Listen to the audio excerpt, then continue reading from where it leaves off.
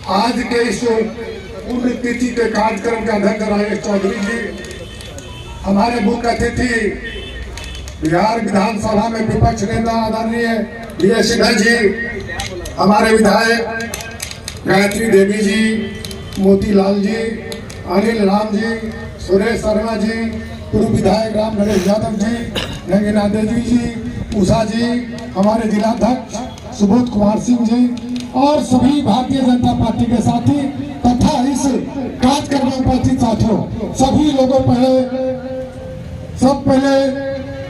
आदरणीय श्री बाबू के प्रति श्रद्धासुमन अर्पित करते हैं। दूसरा, पहले मैं मदन मोहन ठाकुर को धन्यवाद देता हूँ जिन्होंने यहाँ मूर्ति स्थापित करने का काम किया और उनके जो सहयोगी थे उनको मैं धन्यवाद देता हूं कि कम से कम 2 बार साल में यहाँ पुण्यतिथि और जयंती मनाई जाती है। दूसरा, मैं आदरणीय इस सीतामढ़ी की जगत जननी धरती पर आदरणीय विपक्ष के नेता विजय बाबू को धन्यवाद देते हैं, आगत करते हैं, स्वागत करते हैं और अभिनंदन भी करते हैं। दूसरा, विजय बाबू ने जिस तरह विधानसभा में आजादी के बाद विधानसभा में मुख्यमंत्री के इशारे पर स्पीकर चलते हैं, मुख्यमंत्री जिस तरह इशारा करते हैं उस तरह स्पीकर चलते हैं, उसके विपरीत महादेव विजय बाबू जिन्होंने अध्यक्ष के घर में बनाकर अपने पावर को प्रयोग कर जो सही बात बनाने का काम सिर्फ विजय बाबू ने किया, किसी दूसरे ने नहीं किया। तीसरा, विजय बाबू को इसलिए धन्यवाद देते हैं कि विपक्ष के नेता कैसे से विधानसभा में और पूरे राज्य के कोने में बिहार की जो स्थिति है, बिहार की जो दुर्गति है, बिहार के जो दुर्दशा है उस पर जा जाकर लोगों को बताने का काम करते हैं। और ये जो राज्य की सरकारें हैं जो कुर्सी के नाम से जाना जाता है उसको सही बात आम जनता तक पहुंचाने के लिए विजय बाबू कमर कस कर चले, इसलिए मैं इनको धन्यवाद देता हूँ। जहाँ तक श्री बाबू के बारे में हमारे सभी साथी बता चुके हैं, जिस समय अंग्रेजों का राज चल रहा था, क्लाइमैक्स था, हम आजादी की जरूरत थी, महात्मा गांधी पूरे देश में लड़ाई, उस समय श्री बाबू महात्मा गांधी के साथ लड़ाई लड़कर इस देश को आजादी दिलाने का काम श्री बाबू ने, और उसके साथ पंडित नेहरू थे और बड़े बड़े नेता थे। पंडित नेहरू से कम श्री बाबू नहीं थे आजादी के दिनों में काम करने में, इसलिए आजादी दिलाने में महत्वपूर्ण भूमिका श्री बाबू था। जब आजादी मिल गया तो हमारे प्रथम मुख्यमंत्री 14-15 वर्षों में, आप सोच सकते हैं अंग्रेजों का राज था, पूरी लूट का अंग्रेज यहाँ से ले गया था, यहाँ शून्य आर्थिक हालत था। उस शून्य आर्थिक हालत में श्री बाबू मुख्यमंत्री बने और अपने कार्यकाल में सभी दिशाओं में सभी भाई भाइयों को संतुलित कर आगे बढ़ाने का काम श्री बाबू ने शुरुआत किया। उसी पद चिन्हों पर और मुख्यमंत्री उन्हीं के कार्यक्रम और मुख्यमंत्री चल रहे हैं। इस समय आजादी मिली, हमें कहने में कोई एतराज नहीं है। उस समय ऊंच नीच की बहुत भावनाएं काम करती थी। उस दिशा में श्री बाबू ने सभी वर्गों को सम्मान लेकर चलने का काम श्री बाबू ने किया, किसी और ने नहीं किया। तो श्री बाबू ने इस देश को आजादी से लेकर विकास की दृष्टि से सभी जात बिरादरी को ले चलने का काम श्री बाबू ने किया। तो ये आज जो पुण्यतिथि है उस पर क्या सीख पुण्यतिथि, आज जो महानुभाव आए हैं जो नहीं है क्या सीख लेते, इसलिए पुण्यतिथियां जल्दी बनाई जाती कि श्री बाबू ने जो अच्छे काम किए उसके कार्यों पर हम भी कुछ अमल करें। उन्होंने समानता लाने का काम किया। आज पूरे राज्य में असमानता है, गरीबी है, भ्रष्टाचार है, महंगाई है, उसे कौन दूर करेगा? हम सब लोग मिलकर ही दूर कर सकते हैं। विजय बाबू तो लड़ाई लड़ेंगे, लेकिन बिना तमाम सहयोग से यह जो भ्रष्टाचार चल क्या है, हमारे सभी साथी कह रहे हैं पूरे राज्य में इसमें कहने में कोई एतराज नहीं है। भ्रष्टाचारी, अफसरशाही, घूसखोरी, कोई चीज कहीं कोई कम नहीं। तो उसके लिए विजय बाबू के साथ आपकी भी भागीदारी चाहिए। श्री बाबू का पुण्यतिथि पर आए हैं, आप तमाम लोगों से कहना चाहते हैं भ्रष्टाचार मिटाना है, घुसखोरी मारना आप सब, तो आप भी अपनी ताकत लगाने का काम करेंगे तब जाकर यह कम होगा, ऐसे नहीं होगा।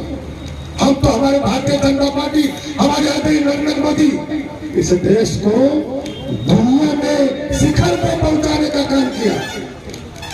आप तमाम लोग जानते हैं कि अमेरिका इस दुनिया में सबसे बड़ा राष्ट्र है।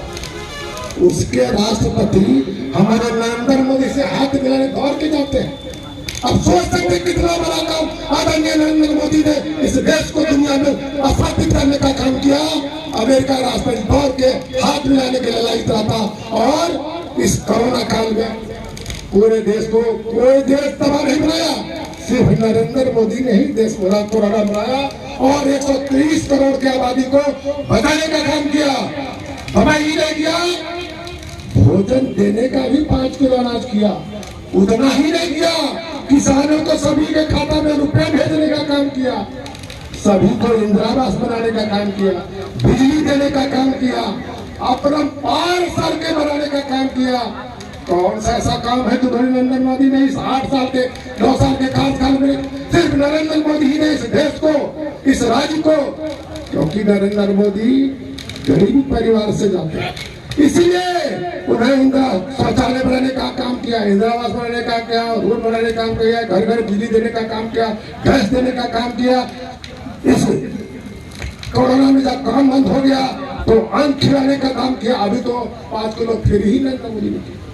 तो सारे काम नरेंद्र मोदी ने भारत की धरती पर गरीबों के लिए करने का काम किया। दूसरी तरफ अपनी ताकत से सभी क्षेत्रों में भरकर दुनिया में पाकिस्तान को भी हरका देने का काम किया और चीन को भी हरका देता है। तो वह चीज है आदरणीय नरेंद्र मोदी। भारतीय जनता पार्टी इस देश में सबसे बड़ी पार्टी है, सबसे बड़ी पार्टी है, कोई दूसरी पार्टी नहीं है। तो भारतीय और जनता पार्टी हमारे विजय बाबू फिर बताएंगे, कुछ समय कम है, सिर्फ एक बात और देंगे विजय बाबू से कहना चाहते हैं।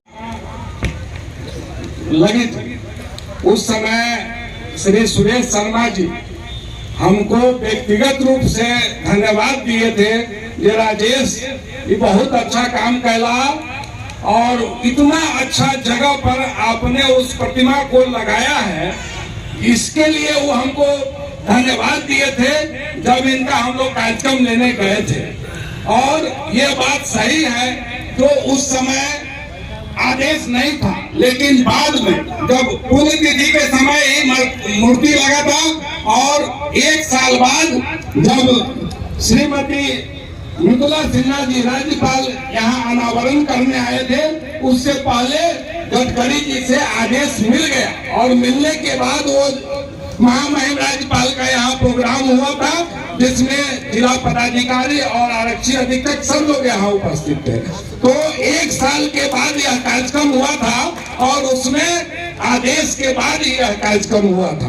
तो साथियों, इसमें हमारी बड़ी बहन उषा जी थोड़ा विलम्ब से आई हैं, तो इनको हम सम्मानित केवल गुड्डी जी सम्मानित करेंगे जो माननीय पूर्व विधायक जी हैं।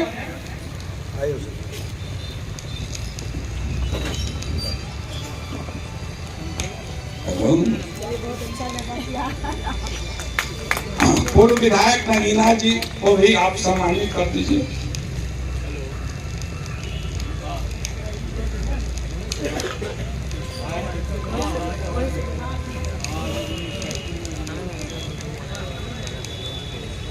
पूर्व विधायक राम नरेश भाई,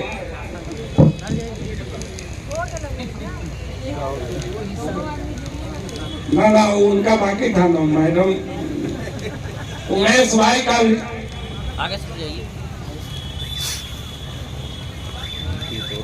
गोप जी का, गोप जी को करते हैं अरुण गोप का। अब हमारे जो मुख्य अतिथि हैं जिनके लिए हम लोग सुनने आए हैं, सभी साथी थोड़ा क्लोज आ जाइए, नजदीक आ जाइए। अब हम माइक हम लोगों के मुख्य अतिथि के हाथ में जा रहा है, इसलिए एक बार सभी साथी ताली बजा दीजिए। विकास भाई अब आ रहे हैं क्या? तो आपका ताली नहीं बजा। भारत माता की, भारत माता की जय श्री राम।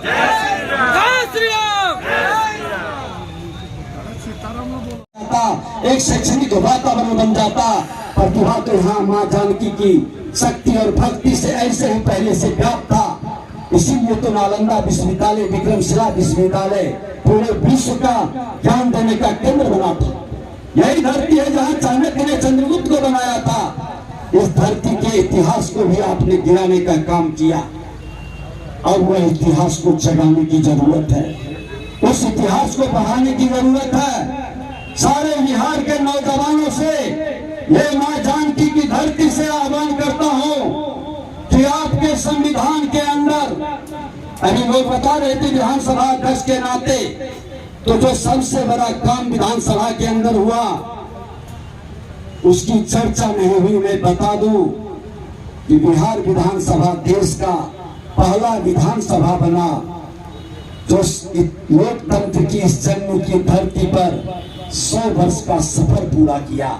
और शताब्दी वर्ष जब मना रहे थे तो उसका उद्घाटन देश के राष्ट्रपति महामहिम रामनाथ कोविंद जी किए थे और समापन देश के प्रधानमंत्री नरेंद्र मोदी जी किए और मोटिवेशन लोकसभा के अध्यक्ष ने किया। हम लोकसभा में एक बार मौका मिला अध्यक्ष के नाते जाने का। हमने देखा वहां की दीवारों पर बिहार का प्रतीक लगा हुआ था।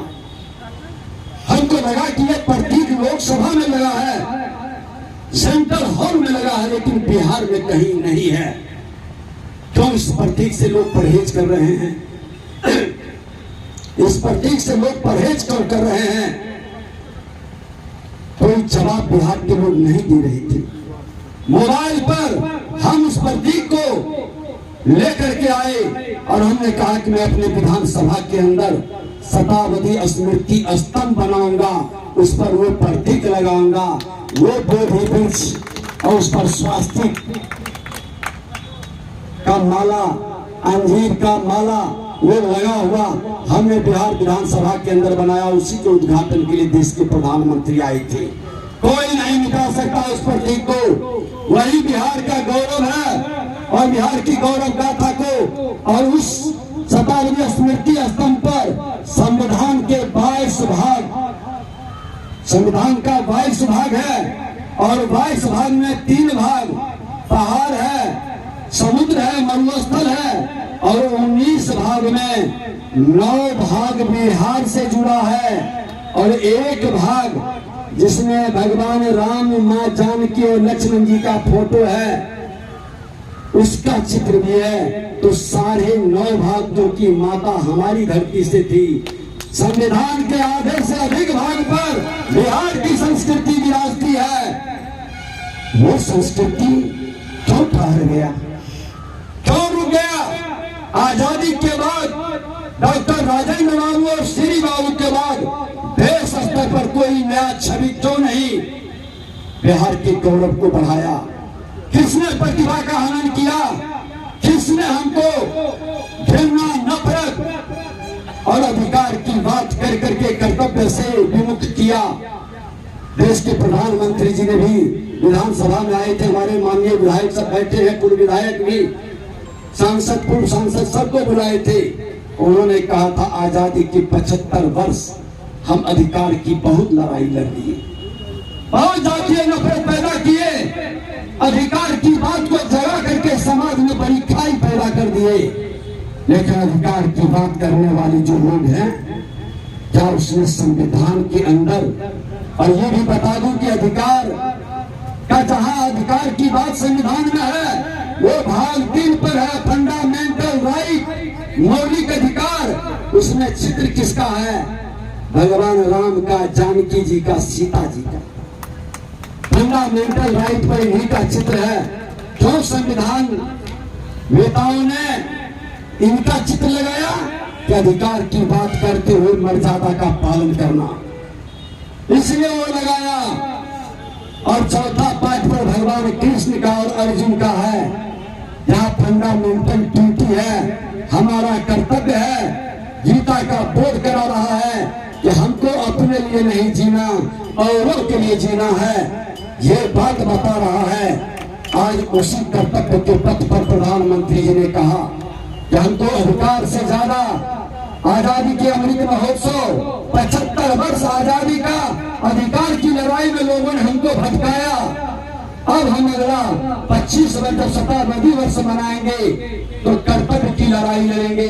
हर भारत का नागरिक इस धरती पर जो जन्म लिया है, किसी जाति धर्म क्षेत्र भाषा का है, वो अपने कर्तव्य का जिम्मेवारी का ईमानदारी से निर्वहन करेगा तो स्वामी विवेकानंद जी के सपना साकार हो जाएगा। और देश के प्रधानमंत्री नरेंद्र मोदी जी आज उस सपना को साकार कर रहे हैं। आपको उनके आने के बाद देश की आजादी आधी आबादी अंधेरा में था, आज एक घर भी अंधेरा में नहीं है। ये प्रधानमंत्री जी का देन है। माननीय अटल बिहारी वाजपेयी जी ने जो सपना देखा था कि इस धरती पर जन्म लेने वाला कोई भूख से नहीं मरेगा, कोरोना काल में इतनी बड़ी महामारी के बाद भी कोई भूख से नहीं मरा, प्रधानमंत्री नरेंद्र मोदी जी उसको भी साकार कर रहे हैं सपना को। आज 2/3 आबादी युवाओं की है, चुप के बाहर चुप परिवर्तन करने वाला। ये भी 21वीं सदी में इसके मन के अंदर एक सकारात्मक भाव भरना है। जातीय बंधन को तोड़ करके, तमाम नकारात्मक भाव को छोड़ करके मन के अंदर एक भाव कि मेरा राष्ट्र गौरवशाली राष्ट्र बने, मेरा समाज, मेरा त्योहार फिर से वो संस्कृति और सभ्यता के केंद्र बिंदु बने, पूरा विश्व बिहार को सम्मान करे, बिहार को आगे बढ़ाए। इस मनोभाव के साथ कदम बढ़ाना है। आगे नहीं बढ़ा, उसके नाम पर हजारों करोड़ रुपया उड़ाही होते रहा, खर्च होते रहा, लूटते रहे, अकुछ संपत्ति के मालिक लोग बनते रहे, लेकिन कोई भी उसको आगे नहीं बढ़ा पाया। किसानों के प्रति जो हमदर्दी श्री बाबू का था, लघु सीमांत मजदूर किसान खेत में काम करता था, मेहनत करता था, और तो जो उनकी रोटी के लिए उसकी परेशानी को देखकर वह महान विभूति ने उन जमींदारों के विरुद्ध, जिसको स्वामी सहजानंद सरस्वती और आज जिनके आग्रह पर स्वामी सहजानंद सरस्वती संस्थान के मदन मोहन ठाकुर जी ने आमंत्रित किया। मैं धन्यवाद उनको देता हूं कि स्वामी सहजानंद सरस्वती के उस तपस्या बलिदान, उनके मिशन को श्री बाबू ने लागू किया। जमींदारी उन्मूलन कानून बिहार के अपने विधानसभा से पास किया। बहुत लोगों को जानकारी होनी चाहिए कि श्री बाबू बिहार के पहले प्रधानमंत्री थे। श्री बाबू को बिहार का प्रधानमंत्री के रूप में अंग्रेज ने घोषित किया था 1937 में, और जब आजादी मिली तो बिहार के प्रथम मुख्यमंत्री का भी सौभाग्य उनको मिला। श्री बाबू जमींदारी उन्मूलन कानून लाया। बिहार के अंदर जमींदार, अधिकतर जमींदार उन्हीं के जाति से थे, उन्हीं के समाज से थे। सभी ने उनका विद्रोह कर दिया, कहा कि ये जात का घाती है, ये जात को बर्बाद कर रहा है। लेकिन उसकी परवाह उन्होंने नहीं किया, कहा कि मैं जाति का नहीं जमात का नेता हूं, बिहार मेरा जमात है, मेरी जाति है। बिहार के लोगों के हित में जमींदारी उन्मूलन कानून आवश्यक है। और आपको जान के गर्व होगा कि जिस संविधान सभा के अध्यक्ष डॉक्टर राजेंद्र बाबू थे, जिस संविधान को लिखने में डॉक्टर भीमराव अंबेडकर जी की बड़ी कहानी है, उसी संविधान सभा के सदस्य श्री बाबू भी थे। नेहरू जी भी श्री बाबू जब बोलते थे तो ध्यान से सुनते थे, उनको लगता था कि कोई दबा सकता है हमको, तो श्री कृष्ण सिन्हा बिहार केसरी हमको दबा देगा, ये भय उनके मन में सताता था।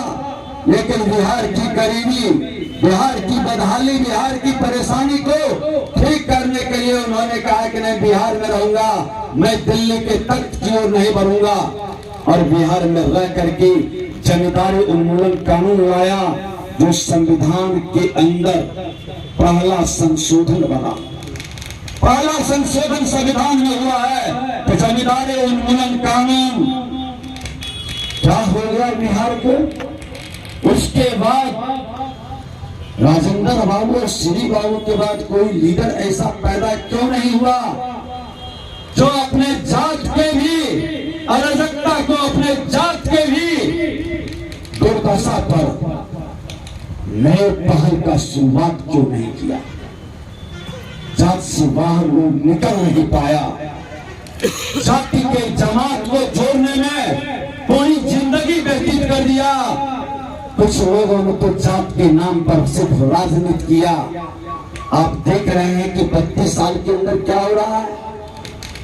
श्री बाबू के बाद बिहार की राजनीतिक अस्थिरता का जो शुभारंभ हुआ, अस्थिर से कोई लंबे समय तक मुख्यमंत्री नहीं रहा। और श्री बाबू के बाद कोई अगर जो लंबे समय तक मुख्यमंत्री रहा तो वो श्रीमान लालू प्रसाद यादव थे। उम्मीद जगी थी। कांग्रेस का अंत किया था। कांग्रेस के अंत में कोई एक जाति नहीं किया था, हर जाति का जमात ने किया था कांग्रेस का अंत। सब मिल करके कांग्रेस की विदाई किए थे और लाए थे कि गरीब का बेटा, गांव से आया हुआ, गरीब की भाषा बोलने वाला, गरीब के दर्द को जानने वाला, हम इसको लाएंगे। बिहार की दुर्दशा को ये सुधारेगा, बचाएगा। बड़ी आशा उम्मीद के साथ लाए थे, लेकिन क्या हुआ। गरीब का बेटा कुछ दिन में ही अमीर बन गया। इतनी दौलत कमाई, इतनी दौलत लूटा, बिहार का खजाना खाली हो गया। बिहार की जनता ने कहने लगा कि आपने तो हद कर दिया, आपने तो आदमी का क्या जानवरों का ही खाना खा गया, आपने उसको भी नहीं पर बख्शा। चारा चोर, खजाना चोर, गद्दी चोर, गद्दी चोर, ये नारा का शुरुआत हुआ। गांव से आवाज उठी, गांव गलियों से आवाज पटना के तख्त को बदल दिया और पटना के तख्त पर फिर से नए शासन का आपने जनादेश दिया। उस शासन में भारतीय जनता पार्टी बड़े पार्टी के रूप में उभरी थी। भारतीय जनता पार्टी ज्यादा संख्या में रहने के बाद भी एक चंद्रगुप्त को खोजने का प्रयास किया। सामाजिक समरसता के भाव को लेकर चला। समाज के अंदर एक नए वातावरण बनाने का प्रयास किया कि कहीं जातीय जहर के लहर के कहर से बिहार को फिर श्रीमान लालू प्रसाद यादव प्रभावित नहीं कर ले। इसके लिए उन्होंने भारतीय जनता पार्टी चाणक्य बना और एक सामाजिक समरसता के भाव के चंद्रगुप्त को लाकर बैठाया। वह चंद्रगुप्त कसम भी खाया कि मैं सुशासन स्थापित करेंगे। वाजपेयी जी के मंत्रालय में वो रेल मंत्री भी थे। उन्होंने कहा था कि वाजपेयी जी मेरे गुरु हैं, उनके सुशासन को मैं बिहार में लागू करूंगा और भाजपा ने उनको मौका दिया।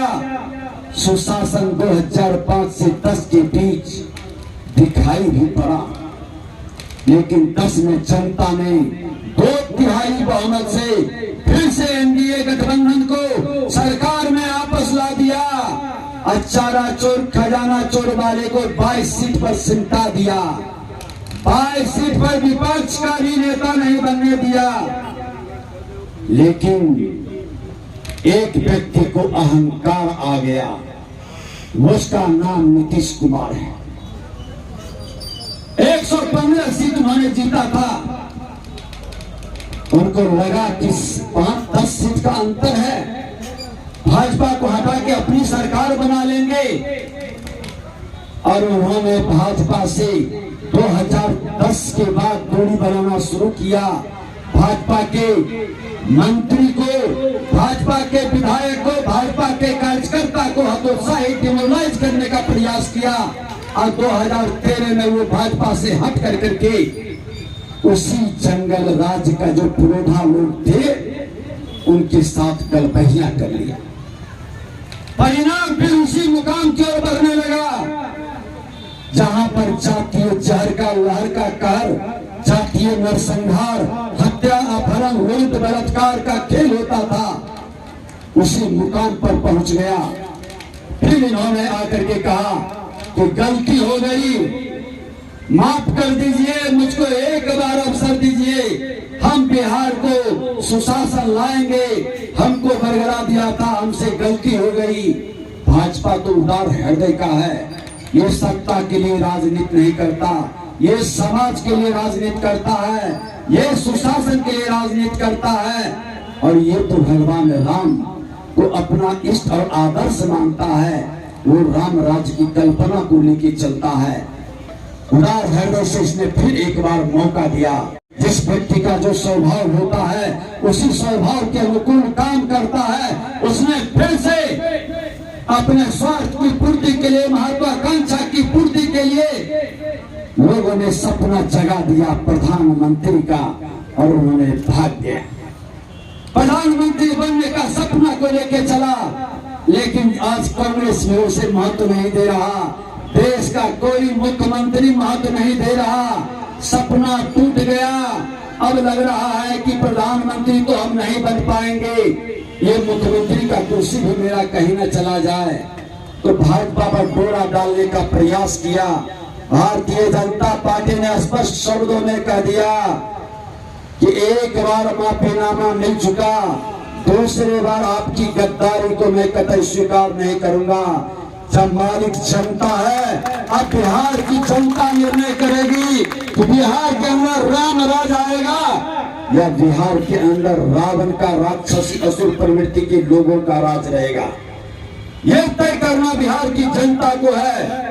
ये आसुरी प्रवृत्ति के जो लोग हैं, जिनको हिंसा में विश्वास है, आज हमने भी गोपालगंज में रात में था, किस तरह से एक सज्जन शहीद बच्चे को जो तैयारी कर रहा है देश की सेना के कमान संभालने का, और लाठियों से पीट पीट कर मार दिया। गोपालगंज के अंदर हम गए थे, एक घटना में उससे के परिवार से मिलने दूसरा एक बच्ची आई, उन्होंने कहा कि हमारा अपहरण कर लिया अल्पसंख्यक समाज का लोग, 5 दिन के बाद हमको मुस्लिम बनाने का प्रयास कर रहा था। हमने कहा कि ये आसुरी प्रवृत्ति किसी जाति धर्म के लोग नहीं होती, ये आसुरी प्रवृत्ति के लोग हर जाति और धर्म के अंदर जो जन्म ले रहा है, इसको मिटाना है, इसको खत्म करना है और बिहार के अंदर सुशासन स्थापित करना है। माननीय मुख्यमंत्री नीतीश कुमार जी, आपका जिस भतीजे को आपने जिसको दुर्योधन बनाया है, जो बहु बेटियों के साथ हो रहे बलात्कार को नहीं रोक रहा, जो हमारे अनाथ बच्चों का आज सैकड़ों लोग जहरीली शराब से मर गए, अनाथ बच्चे और विधवा की रुदन भी आपने नहीं सुना, आपने समाधान यात्रा निकाल दिया।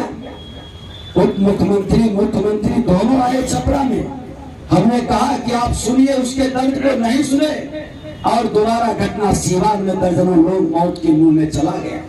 गोपालगंज में भी कुछ लोग उससे पीड़ित हुए। आपके मन के अंदर आसुरी प्रवृत्ति आ चुकी है, आपके मन के अंदर मां जानकी के ये तपोभूमि का, ये शक्ति की भूमिका सम्मान नहीं है। तभी तो आपके शिक्षा मंत्री ये धरती की संस्कृति पर चोट कर रहे हैं। रामचरितमानस पर, राम मंदिर पर, रामायण पर आपके शिक्षा मंत्री का जो वक्तव्य आया और आपने नाटक करने के लिए अपने कुछ लोगों से विरोध करवाया, लेकिन आपने उसे मंत्रिमंडल से नहीं हटाया। मंत्रिमंडल से नहीं हटाना आपका उसका मौन समर्थन है। और ऐसे आसुरी प्रवृत्ति के लोग जो भगवान राम का विरोध करे, भगवान राम हमारे यहाँ के पाहुन हैं, हमारे अतिथियों का अपमान करे, उसका क्या आप सम्मान करेंगे? क्या वैसे लोगों का बिहार की जनता सम्मान करेगी? और नहीं सम्मान करना है तो हर घर से भगवान राम, मां जानकी, सीता का वह आवाज निकले। हर बेटा राम के रूप में, हर बेटी सीता माता के रूप में इस आसुरी प्रवृत्ति के लोगों को जवाब देगा। इसका सामाजिक बहिष्कार होना चाहिए। जो भगवान राम का अपमान करता है, जो रामायण और राम मंदिर पर प्रश्न उठाता है, जो समाज को लड़ाने की बात करता है।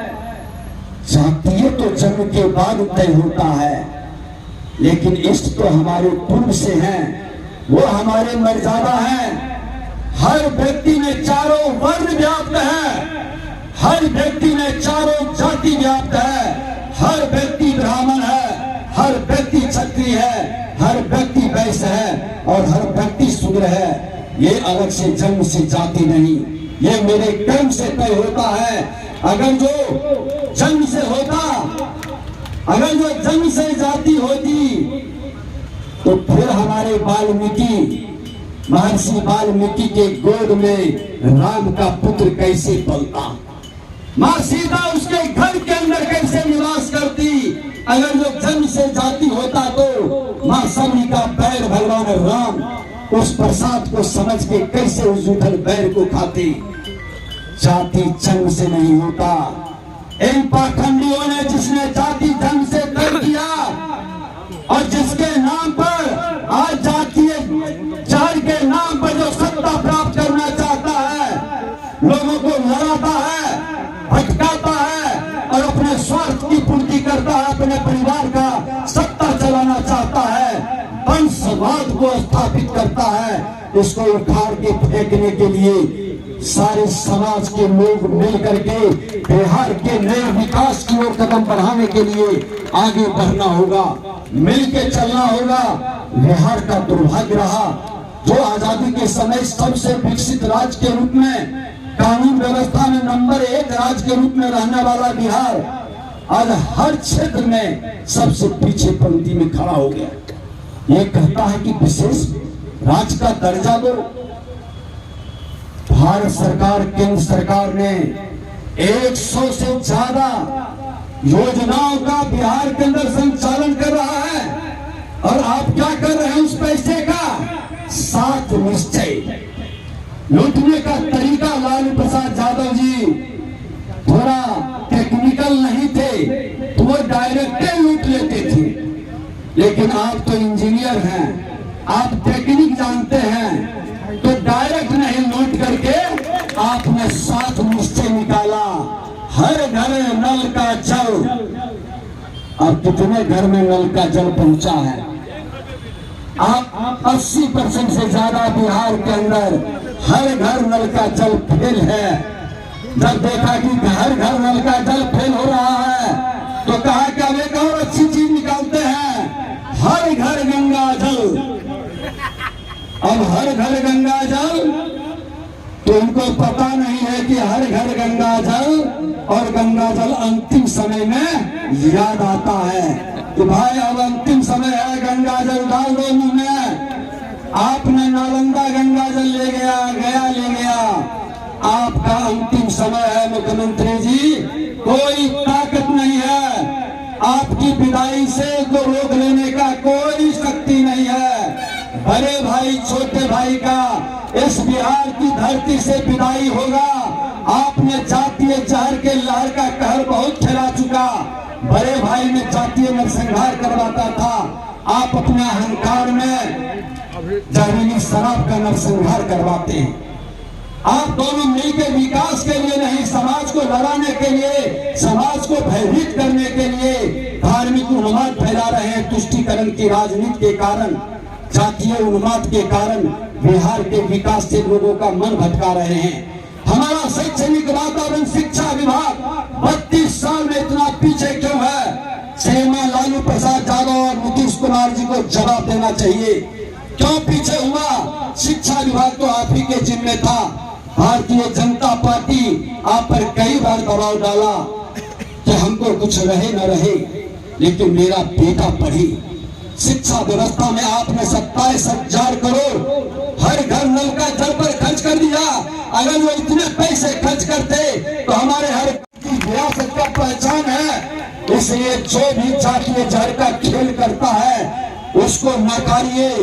आपके भारतीय संस्कृति, सभ्यता और भगवान राम कण कण में व्याप्त आदर्श बनाते हुए उस रामचरितमानस में एक एक प्रेरणा का स्रोत है कि पुत्र के रूप में राम की छवि को देखिए तो आदर्श प्रस्तुत होगा, पति के छवि के रूप में देखिए, पिता के छवि के रूप में देखिए, राजा के छवि के रूप में देखिए, मित्र के छवि के रूप में देखिए।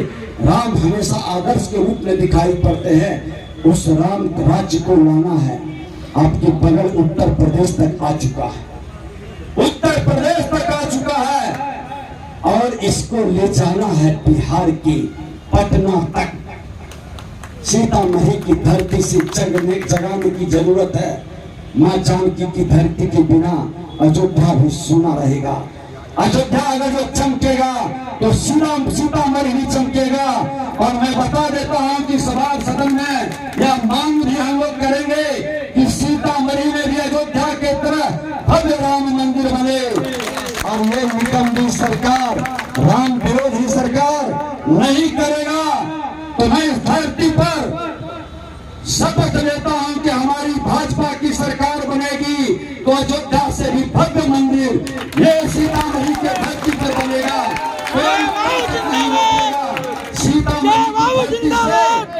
सीतामढ़ी की धरती से मंगला गौरी जो 51 शक्ति पीठ में एक है गया, और वहां से पटना पटन देवी की धरती, ये त्रिकोण जो शक्ति को जगाता है। बिहार शक्ति की भूमि है, भक्ति की भूमि है और मुक्ति की भूमि है। इस बिहार को नए सांस्कृतिक विरासत से हम लोग फिर एक बार जगाएंगे।